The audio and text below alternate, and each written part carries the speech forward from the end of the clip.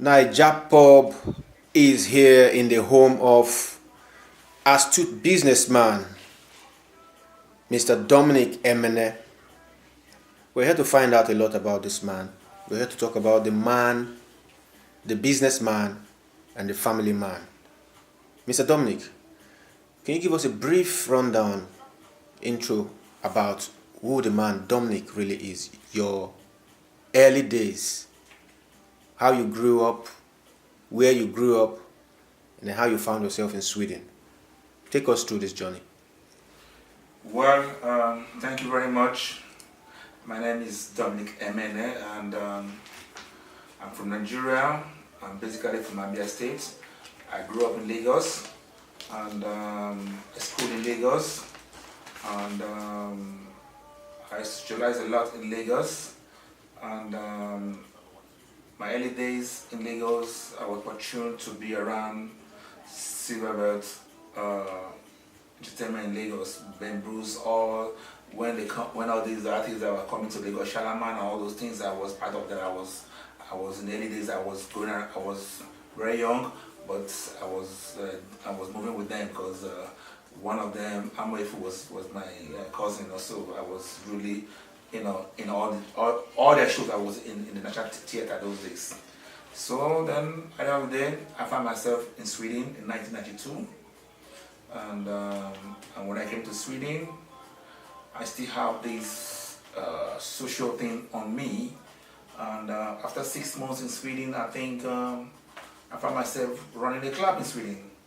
Wow. Very early stage when I don't even have papers. I was running one of the first R&B hip-hop club in Sweden called Harlem Nights. Then I didn't even have a paper in Sweden.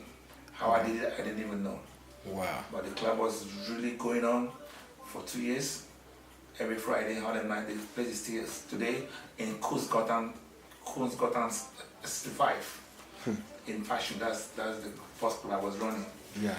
Then from that club, then went into bringing up American artists. We'll get to that. To that. But there's something I observed. What I observed is your humility and in introducing yourself. You freely talked about when you didn't have paper. Not everybody will want to talk about those things, But how did you do it? Coming into Sweden within 6 months and doing such big show businesses. You were 6 months. You couldn't even speak the language. Yeah. How were you able to get that kind of opportunity? Yeah, because I just happened to meet the right people. Then in Sweden, I think people respect people from UK, and I was having a lot of friends, Africans that happened to come from UK, and I was meeting with them, and and we tried to do things, and I was very forward, Yes. And I moved with these guys, and they think that I'm already on ground. Yeah. But because of my forwardness and yes. my approach and everything, they accepted me who I am. Okay. And they didn't ask me so much questions. They believe I am living here for a while. For a long time. Okay, yeah. Okay, I get that now. In those days, how was life in Sweden? Life in Sweden there was pretty okay, and it was okay. The streets are very nice, and things were more easier than it was today. It was a lot of opportunity actually then. Things were very, very easy then. So and life was good. The streets are very accommodating, and everything was okay. Now that brings us to show business. We really want to dig deep into your show business because we've seen and heard a lot about you. Everybody who comes to Sweden for the first time hears about the man Dominic Emene before he even meets you. I am a typical example.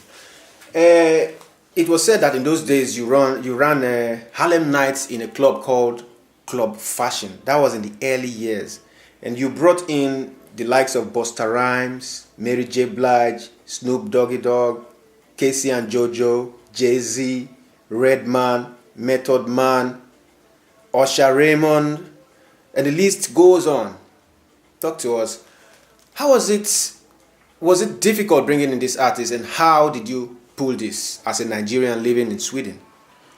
Well, then I think we started with a club called Holland Nights then, and that club was every Friday at Fashion, Kunstgatan 65, and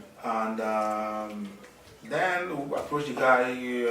Before then, I think we did some little things, some underground things before, small club here and there. But the big thing was that fashion, you know, and that was people were coming from all the way from Westeros, from Gothenburg, from I mean, it was the only place that Africans could come in, you know. But then it was going well. I had some white DJs, and that was working then.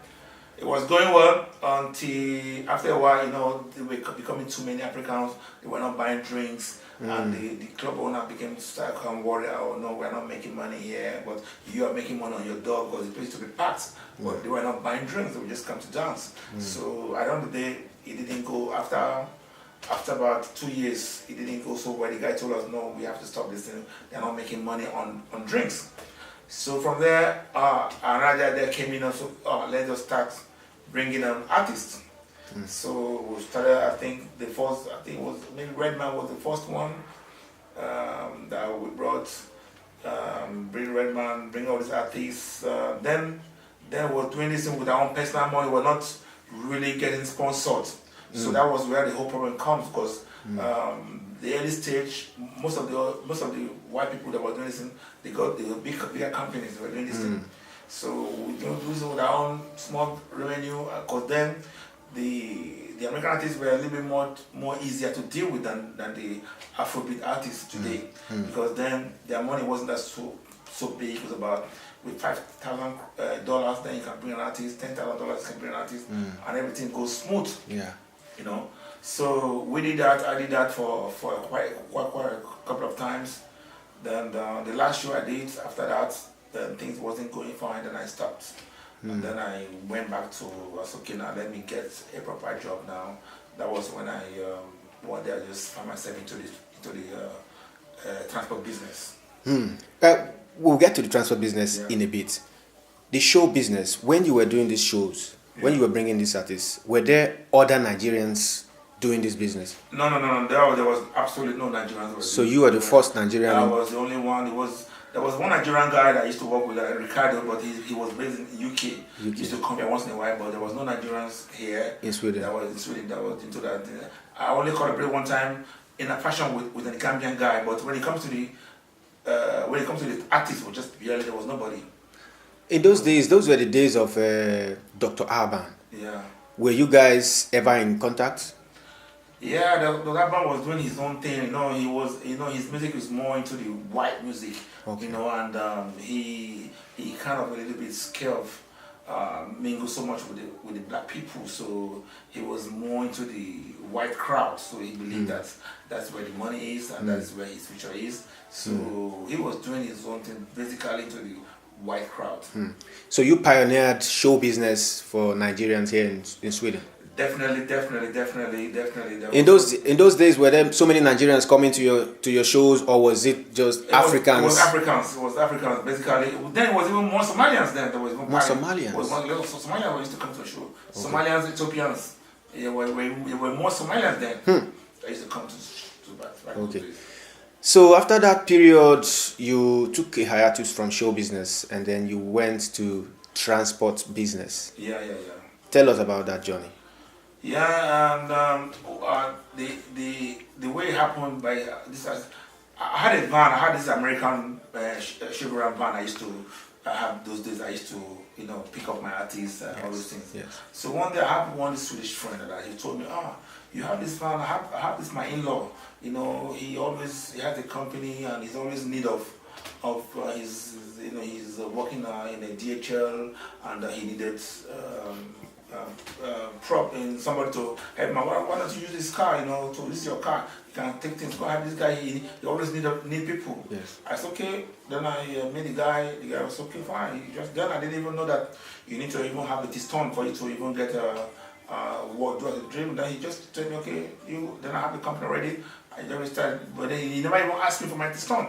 Okay. It was after I was working with him for 6 months. Then another company, bigger company, took over that company. Then they were asking me, okay, I should, the one that they like the way I'm working, where's my Tiston? Then I said, oh, there is That's the permit to permit. I do said, that. you have to have a permit for you to be able to have a delivery company. Delivery company, okay. Yeah. Then I didn't know that one. Then the guy told me, no, you have to get it. I said, wow, I didn't know. This guy never asked me. Then I went in, I have to go and study. It took me about 3-4 months for me to get that thing. Then I got it. Then I went back into the transport business, then I was having about 12 months. 12? And then, wow. Then I started, then it was called Silverbird Intertrans. Silverbird Intertrans. Yeah, what year was that? What year did you register that? That was 1998, 99, yeah. 1998, 1999? Yeah. That was, wow. Yeah. Is that business still functioning today? Yeah, today the Silverbird Intertrans is still going on, but it's not as big as it was before. Because now because after doing that business for a while, then I went into the went back to show business again. So that made me, I wasn't too much concentrating on that. So then I reduced the number of my cars and the level of the thing, concentrate a little bit more on the show business. But did you make money from that business? Yeah, sure. There was this story in the street that you were, at one time, you were one of the few Africans who was in this business, who was actually taking pilots from the airports straight to their hotels. You actually had the sole right to do that at one point. Was that true? Pilot? No, it wasn't me. It was Gino Ikoro that was doing that. He was working with Albans. He was working with FedEx. FedEx. So he was the one doing that business. But mostly pilots that work with FedEx. So it wasn't me. But when it comes to the travel business, I was one of the pioneers, the first that restarted that business. I had people like Gina Ikoro, a lot of Nigerians that come into the business. They came after me, and but thank God today, most of them are doing very, very good. So they came after, and I opened up the door. Because for me, I'm a very open-minded somebody. If I come into a place, even if I have 1 car or 2 cars, I will just allow somebody else to come in. But other Nigerians, when they have even 20 cars, they will not even want you to even come in with one. They will shut it up. Most of them I have today, they all shut doors. They don't want to even help out anybody. Just shut the doors. But I have a lot of them. A lot of them. Wow, this is very, very good. Talk to us. They say there's this saying in the streets that by the Swedish population that there's a lot of immigrants, and they feel that immigrants are here only for their social benefits. Do you agree with that? I don't. Of course, there's good ones and bad ones. There's a lot of very hardworking Nigerians who have really helped society.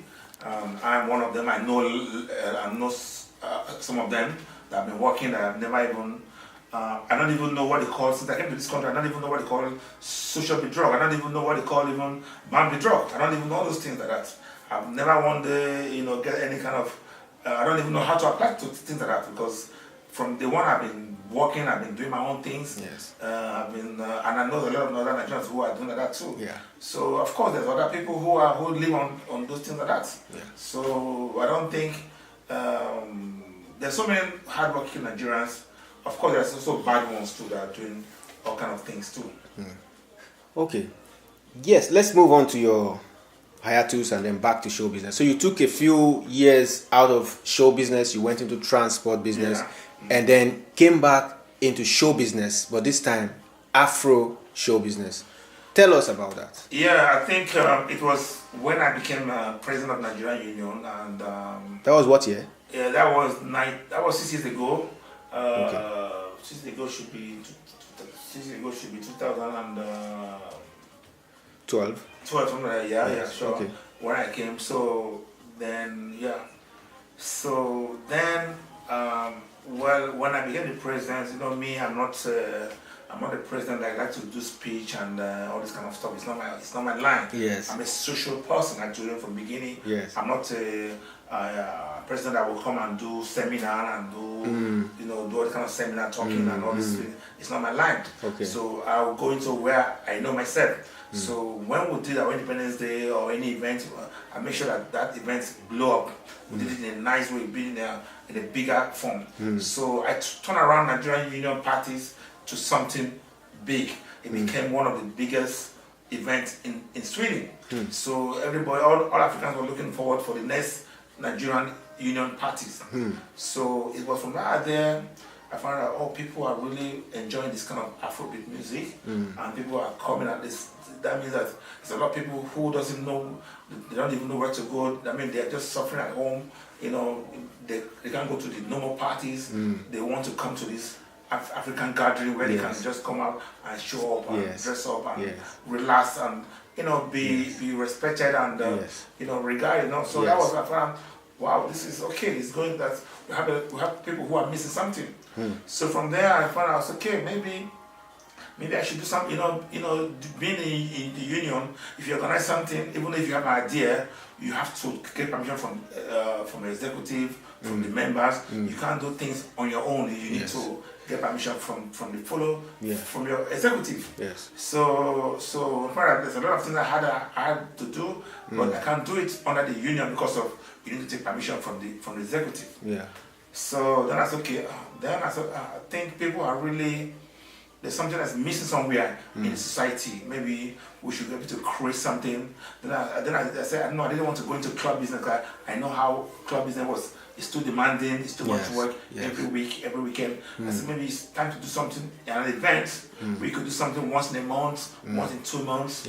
People are, instead of waiting for the Nigerian Union party that comes in once in a year, or maybe the children maybe twice in a year. There should be a gap somewhere. Let's try to create an event. That was when the idea of Afro Dance Sweden came to me. So let me do something. I created the event and I started with bringing some very known DJs from outside Sweden. One of the best Afrobeat DJs. They started coming here and it became a trend. People love it. There was a lot of people. It was used to come. A lot of Africans would come there, and it was going very well. You told me you registered a company for this purpose. What was the name of the company?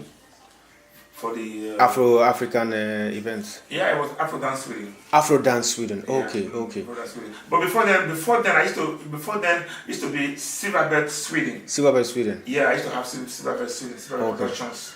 When I was doing all those events with American artists, there used to be Silverbird Entertainment. Okay, Silverbird Entertainment. That was when I used to have this. But then after I used Silverbird a little bit, then I started. When I started getting bigger, then I thought, this thing might be clashing with the original Silverbird in Nigeria. I said, no, I think I have to have my own identity. I have to get away with that Silverbird. So that was when I changed from Silverbird Entertainment to Afro Dance Sweden. Okay. Now with Afro Dance Sweden, tell us some of the artists you brought to Sweden.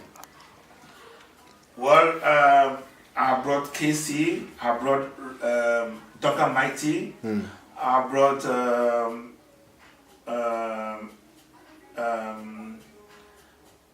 MC Galaxy, I brought Timaya, I brought J Martin, I brought what do you call him again?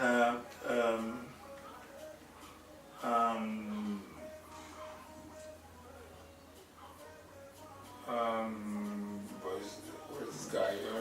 Let me see his name again. Kukere Master. What's his name? Kukere Master. That's Inyanya. Yeah, what's Inyanya? Okay. West Skin has been on the. Yeah, I think that's it. Okay. Then DJs, I brought a lot of DJs from outside the country, so. And your shows are packed full to capacity? Yeah, it's always the biggest shows. I do a lot of shows, So, and I've been doing tours too. Not only doing shows in my own Sweden here. I've done tours with other artists. European tour. Okay. Like Flavor, we did just Flavor recently. We did Maya tour. We did Nyanya tour. We did Mountain tour. Yes. So not just only doing show in studio, I will do Okay. Europe tour. Okay. When you started bringing these African artists, were there other people who also bring in African artists at that same point when you started? No. Okay. People came maybe 1 year after. 1 year after. Or Okay. 2 years after, Okay. or 2 years after. Or Okay. like that, yeah. There's news in the streets that there's another brand that's also bringing artists Yeah. called the GMB. Is it GMB Entertainment? Yeah. There was this news in the street that there's a stiff competition between Afrodance Sweden and GMB Entertainment in terms of bringing in African artists. That if an artist comes here courtesy of Afrodance, he'll never go to GMB. And if an artist comes here through GMB, he'll never go to Afrodance because there's a stiff rivalry. Is it something you can tell us about? Well, I don't think so, because the thing is that there's no competition at all, because GMB and now ABM, they came way after. I mean, they used to work with me sometimes before, so there's absolutely no competition. I mean, they're just, it's an open market. Yes. I mean, you have right to do your own stuff. Yes. They are doing their thing, and we're totally different levels, so there's no competition in that level at all. And I don't think if there's any artist that comes there will not go there. I don't think there's things like that. But of course, I mean, I cannot bring artists that they have brought already, so it doesn't work that way. Okay. So, I mean, if they have an artist, I mean, why should I go and get that same artist? Same thing, if I brought artists, they cannot go and get the same artist, otherwise there's no business there anymore. So, we don't have any competition, but people think so. Okay. Because, it's an open market. Yes. I mean, right now, now we have it's only GMB that is, I think that is still doing something. Now we have G1, now have ABN. But G1 have not yet done anything yet. So we're waiting for them to come out. Okay. Now there's also, since the split of P Square, Peter and Paul, a lot of people are mixing up the two artists. Whenever they are coming somewhere, people think it is one, they misplace one for the other. Yeah. You are going to be bringing in one of the artists. Can you tell us about that? Yeah, actually, I was unfortunate when the two brothers split up, and when they did, and of course, it will be a long time we've been trying to get a P Square to come to Sweden since last year, but it's been so expensive. They've been demanding 50,000 euros, 70,000 euros, way expensive. But suddenly, when they split up, and my partner, we talked to Paul, who is now the Rude Boy, and we had him to come. We had him on tour. We're gonna have him on tour. We had him in contract with him, but we were supposed to, because of them, we had Timoya, then we have Fino and all those things. So we said, okay, let's put them in August. But then we just have him and just chill it, because we have other things we're working on. Yes. But suddenly now, other people want to bring Mr. P. But then we have already have contact with Rude Boy before people start talking about P. Yes. Mr. P. Yes. So unfortunately, Mr. P happened to be coming to Stockholm. And that's okay. And that was okay. It's fine. And I decided to chill out. I don't do my promotion anymore. I just hold on for them to finish their. So thank God that Mr. P is coming tomorrow, the 29th. Yes. And Rude Boy is coming in August 12th. So it's still far. It's 1 month something. So for me, it was no clash. Yes. It's okay. Let them do their thing. Yes. When they print their own thing, then we can come up with our own promotion. Yes. Yeah, Mr. P is coming under the auspices of African Crown Entertainment. Yeah. Do you sense any rivalry? Do you think they did this because you already fixed, because your promo has already started running for Rude Boy before suddenly we heard of Mr. P coming into Sweden? No, I don't think so. I think the lady, she's a very good friend of mine. I think she's always looking for bigger Nigerian artists. We did the video together. Okay. And I think she's been probably looking for an artist, because whenever she's doing her African Crown thing, she always wants one major Nigerian artist. So I think coincidentally somebody sold Mr. P to her, and of course she took it. Okay. And I don't think it will just happen coincidentally. Okay. Tell us, what are we looking forward to when Rude Boy comes to Sweden? Wow, Rude Boy is going to be one of the biggest shows so far, and it's already sold out.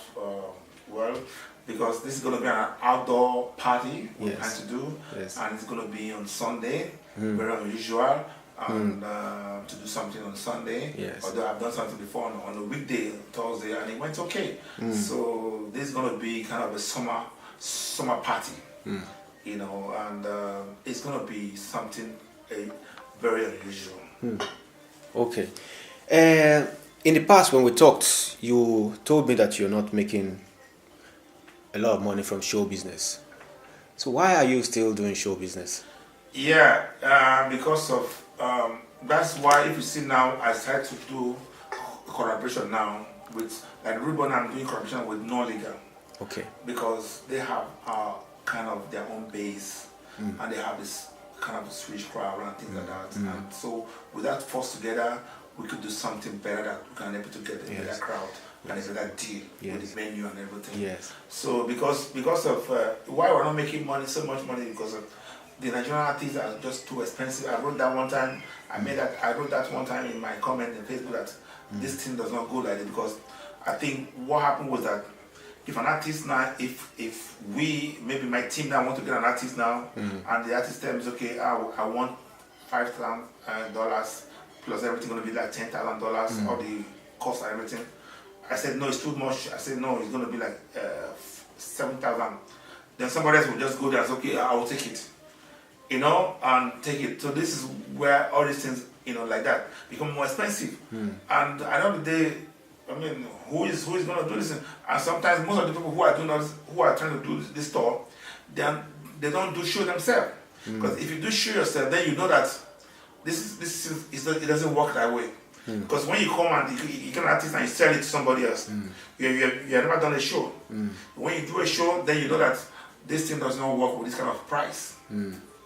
So that was why I said to me, but I believe that by next year, this Afrobeat artists, their price will definitely go down.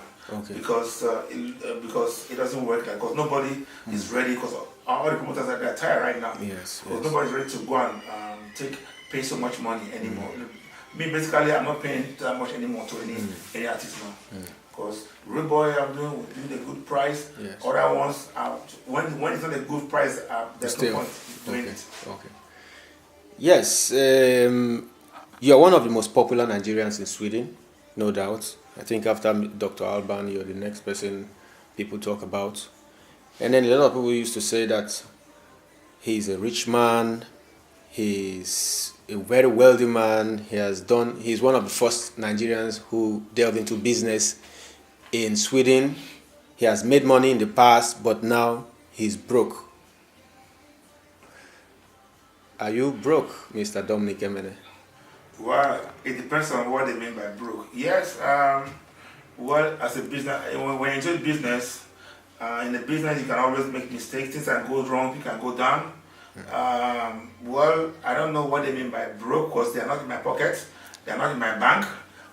So I don't know. I still have the same lifestyle I'm living, and maybe probably because of my divorce, we sold my house, so that's why they think that means broke. I don't know. So what they mean by broke, but of course maybe things are not as the way it is before, but I still live the life I lived before.